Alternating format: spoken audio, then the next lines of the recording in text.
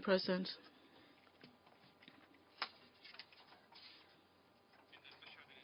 Madam President, it is a sad image that we see. It hurts the feelings of the Syrians everywhere in the world.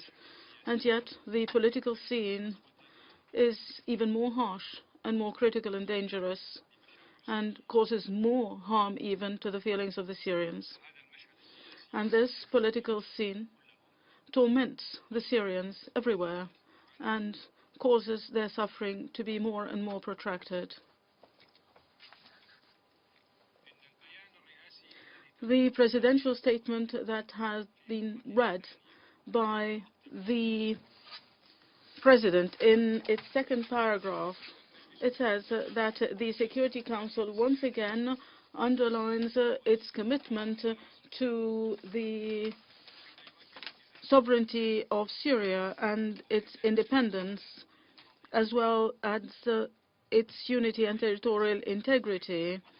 It also commits itself to the principles and the purposes of the United Nations and its Charter. End of quotation. Madam, everything that we heard today, all those noble words in this paragraph, are being violated all the time by states that are members of the Security Council, whose ambassadors have approved that statement. Much of what was said today is important. And we already heard that before the adoption of Resolution 1973 on Libya, which is the chapter that you all remember that opened the door to the fragmentation and the dismembering of Libya, causing it to be a failed state and handing its destiny to groups of terrorists that have disseminated terror throughout Africa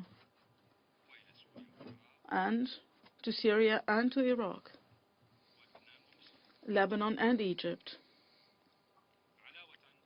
In addition to the fact that Libya has become the central platform of gangs engaged in trafficking in persons, and many people have spoken of that with deep feeling, and they are right to say that this has led to the loss of thousands of lives, amongst whom many youth, in the waters of the Mediterranean. And therefore, the main problem that we are encountering today is the fact that some people instrumentalize the extremely painful humanitarian situation. They instrumentalize that and use it in an evil way to interfere in the internal affairs of others. I shall explain that very clearly throughout my statement. But before making my statement, I would like to submit to you all kindly the second part of a book that I had introduced to you, the first part thereof, a few months ago, and which contained the names and the photos of thousands of foreign fighters, foreign terrorists who have been killed by the Syrian army inside Syria. And now this is part 2 of this book. Here, I have it in my hands. Thousands of names of terrorists who have come from various parts of the world, including all the member states of the Security Council, with the exception of Angola and Venezuela.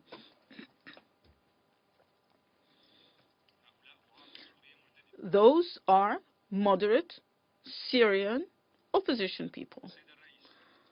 Madam President, let us imagine that ISIL or Al-Nusra Front or any other so-called free terrorist organization stormed a certain city in the countries that call terrorist groups in Syria moderate Syrian armed opposition. Let us imagine that those started wreaking havoc, started killing, and started destroying those cities. What would be the reaction of those countries be at that moment? How are they going to deal with such a situation, such a moderate situation? Are they going to offer those bouquets of flowers and shower them with aromatic perfumes? Are they going to give them humanitarian aid and medical treatment? Above all, will they accept in the first place to call them an American or British or French or Turkish armed moderate opposition? Will they accept that? Of course not. What an absurd irony, ladies and gentlemen. Those same states turn the world upside down whenever they discover a single terrorist on their own territories. They even use military force in the territories of other states, thousands of miles away from them, with the pretext of protecting their national security against the threat of terrorism.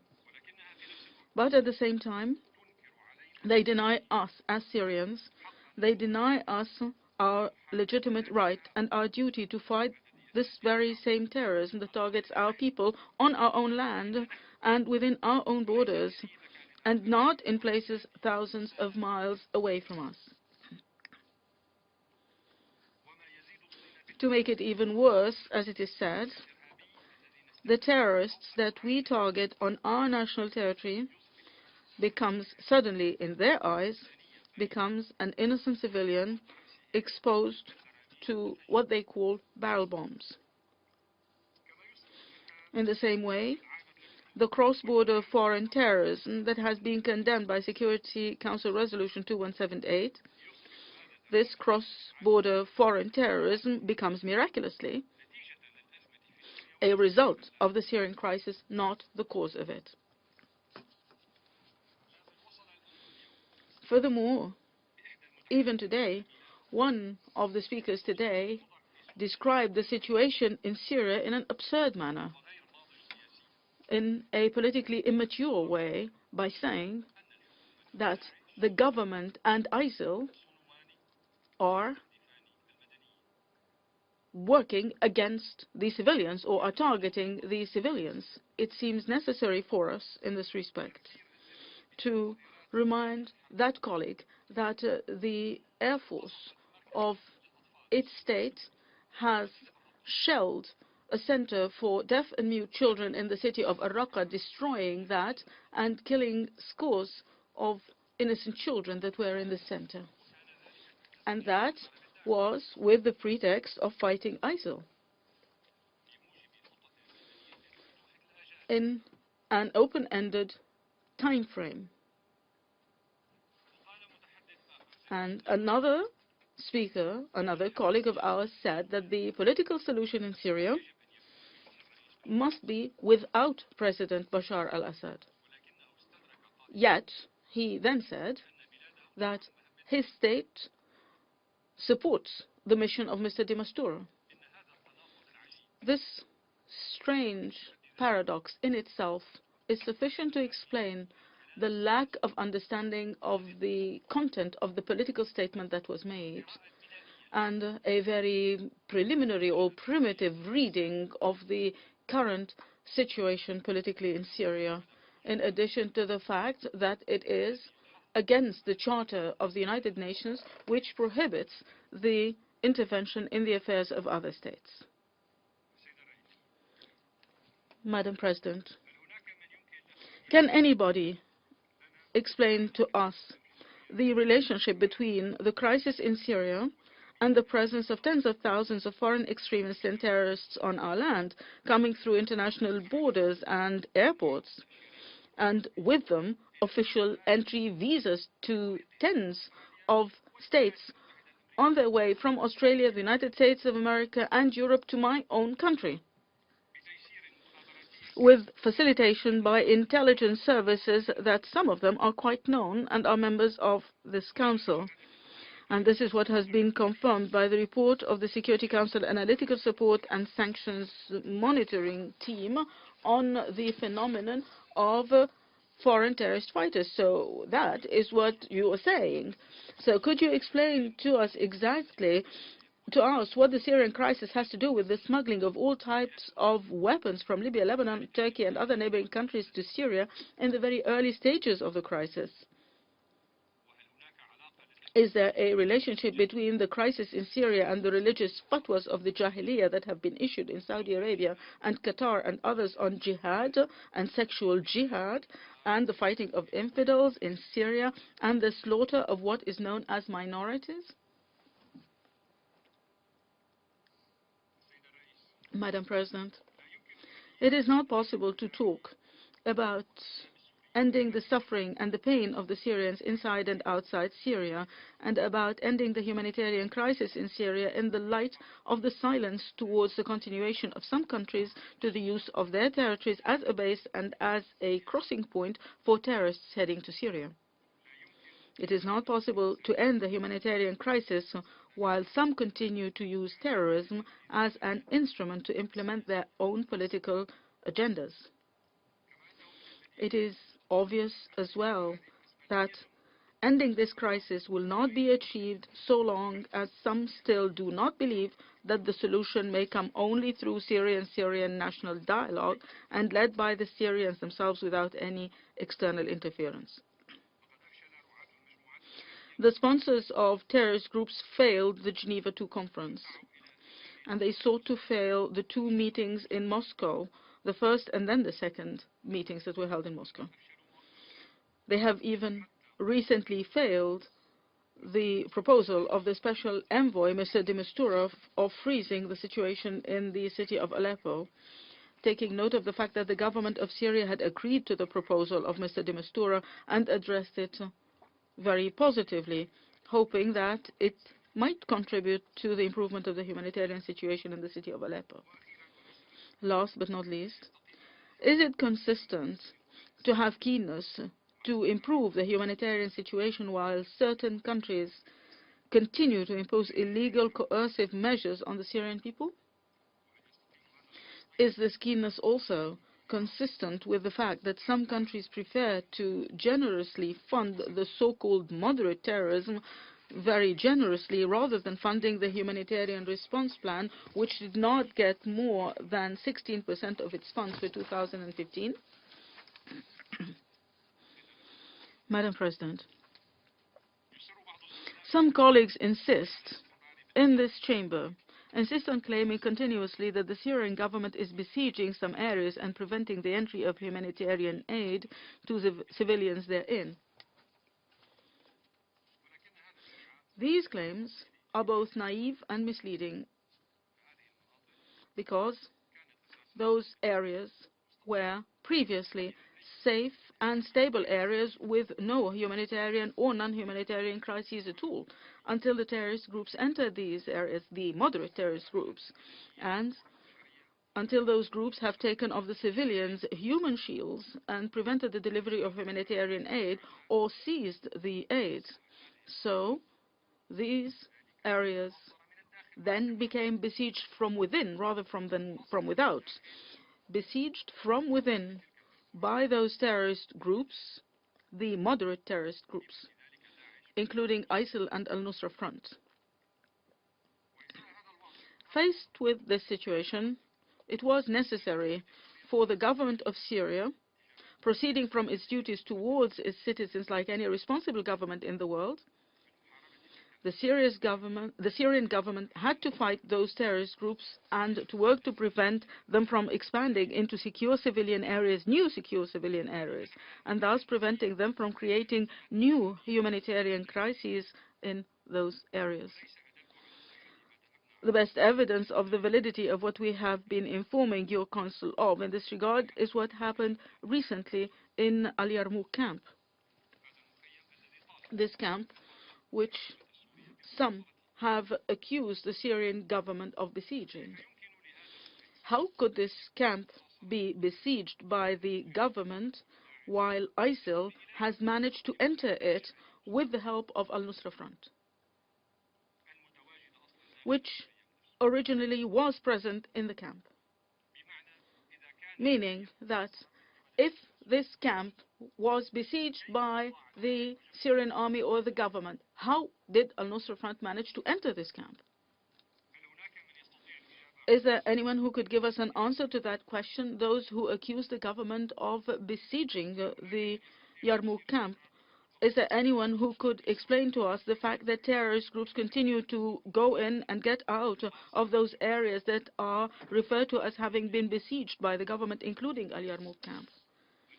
Is there anyone who can explain to us or justify why is it that civilians are being displaced and continue to be displaced from within those areas that are said to be besieged, and those people find their way to the places under the control of the government, seeking refuge in the areas controlled by the government? Meaning, if the Syrian government is the one that is shelling those people, why are they then seeking refuge in the areas under the control of the Syrian government in order to flee the acts of terrorists? I would like to explain to those who are trying to distort the situation in Yarmouk today and who are trying to mislead people through their poisonous attempts at demonizing the government of Syria.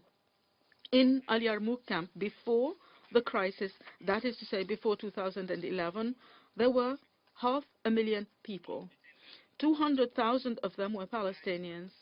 200,000 were Palestinian refugees as a result of the aggression of Israel against Palestinian lands and their expulsion from their lands. The remainder were Syrians. That is to say, the number of Syrians in Al Yarmouk camp was larger than the number of the Palestinian refugees in the same camp. The government of Syria helped all the residents to safely leave the camp after it was stormed by the terrorists, and the government provided them with shelter and the basic requirements of life.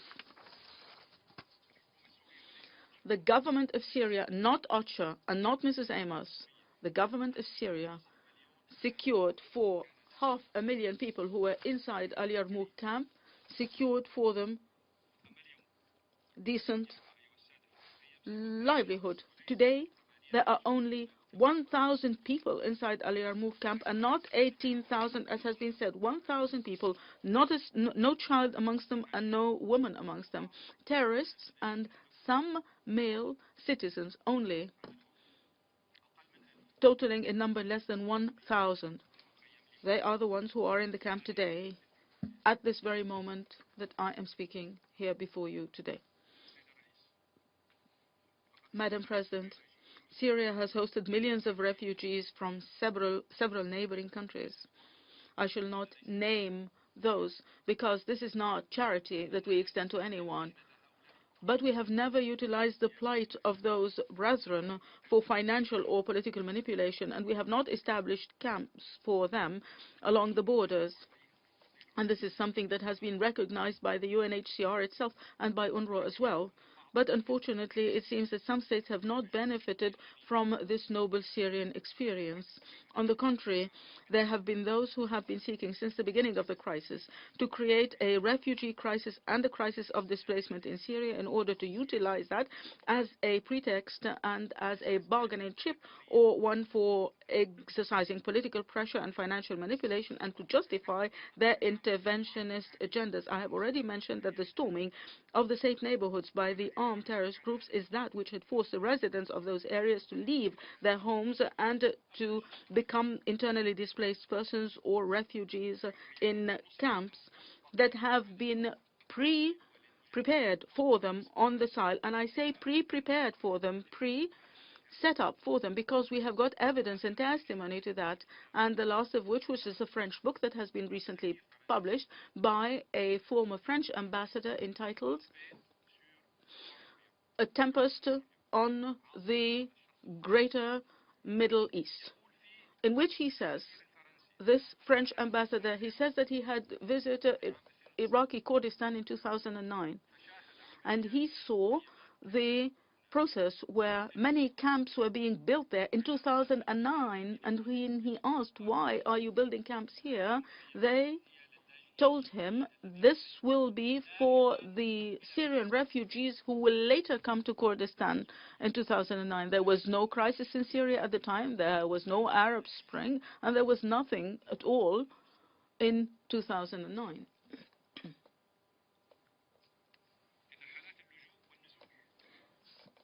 Asylum seeking and displacement happened only in the places where the terrorists have entered, as has happened in Idlib and in Aleppo before that, and several other towns and cities. And therefore, the best way to help those Syrian refugees and displaced persons is to enable them to return to their homeland through addressing the reasons of their displacement and their asylum seeking. But such a treatment, addressing this issue, requires a true and a complete implementation of your resolutions, the resolutions of the Security Council 2170, 2178, and 2199. And this also requires a true political will on the part of some of the effective states in the Security Council to exert pressure on states such as Saudi Arabia, Qatar, and Turkey, and others to stop their support to terrorists, to stop funding them, to stop arming them, to stop training them, and providing them with logistical support. Would it not be better to spend the funds dedicated to the response plan to allow and help returning the Syrian refugees and displaced persons rather than not? Madam President, once again, I would like to reiterate that the government of Syria is committed to its duties and its responsibilities to alleviate the humanitarian burden of its people. And we voice our full readiness to take all the necessary national measures to achieve that. In this regard, we would like to mention that we will continue our cooperation with the United Nations and we will continue to facilitate its tasks. But this cooperation is not a one-way road. Rather, the United Nations, in exchange, is required to abide by the guiding principles of the United Nations to deliver humanitarian assistance according to General Assembly Resolution 46182 and to cooperate and to coordinate with the Syrian government on the various humanitarian issues instead of resorting to suspicious provocation and criticism that could bear no fruits. Because the United Nations and the other international organizations did not succeed in delivering humanitarian assistance to around 4 million Syrians monthly without the cooperation and the facilitation by the government of Syria. Finally, Madam, I heard no comment and I heard no criticism of the relationship between Israel, the Yarmouk brigades, and Jabhat al-Nusra in the area of disengagement in the occupied Syrian Golan. I heard no comment and I heard no criticism of the relationship between Turkey and the terrorists. In particular, that the chief of one of the terrorist gangs in one of the suburbs in Damascus, in a place called Douma, that has been mentioned by one of our colleagues. Now he is carrying out a secret visit to Turkey and meeting with intelligence there to engage in the perpetration of more terrorist acts in Damascus. And by the way, this man is the one who is responsible for the killing and for the bloodshed of scores of the inhabitants of Damascus through the launching of rockets and mortar shelling of innocent civilians. I heard no comment and I heard no criticism or even a declaration from the Security Council 2 days ago on the Saudi arrogance and insolence as it threatened my country in this council, and the intention on the part of the rulers of Saudi Arabia to carry out the same absurdity that they have carried out in Yemen. In my country, I heard no one stopping this ambassador and telling him that he has transgressed the provisions of the Charter of the United Nations. I have not heard the USG for Humanitarian Affairs. I haven't heard her speak of the barrel bombs in Yemen. Why should the Yemeni die through Saudi barrel bombs, and why would the USG be silent as to the killing of Yemenis? I am not comparing, because there is nothing in the military terminology that is called barrel bombs. There are cruise missiles that could kill hundreds and could kill thousands of innocent civilians. Finally, and last but not least, I would like to recall once again I would like to remind the excellencies of the scandal of the leakage of the sound recording that took place in the office of the Foreign Minister of Turkey, who has now become the head of the government, in the presence of the Chief of Intelligence of Turkey and the Chief of Staff of the Turkish army, where they all studied a plan that would end up in commissioning some of the operatives of the government inside Syria to launch 2 mortar weapons on the tomb of Shah to find a pretext for Turkey to launch an attack on Syria. And where are we with Turkey's implementation and the implementation on the part of many of the neighboring countries, the implementation of the criminalization of those who facilitate the movement of foreign fighters and foreign terrorists to Syria? Is it imaginable for Turkey to enjoy the utter silence of this Council merely because it is implementing NATO policies? Thank you, Madam.